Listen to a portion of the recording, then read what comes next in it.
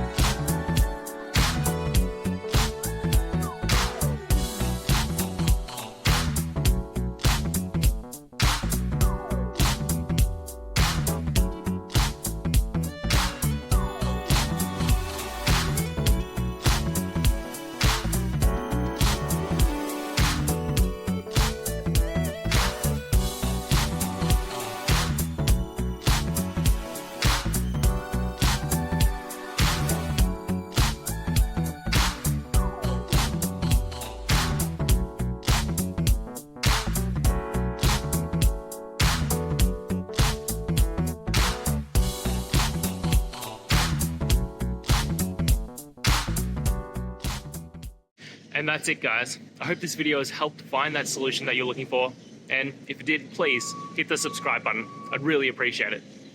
Now, until the next time that you need technical help, I hope you have a good one.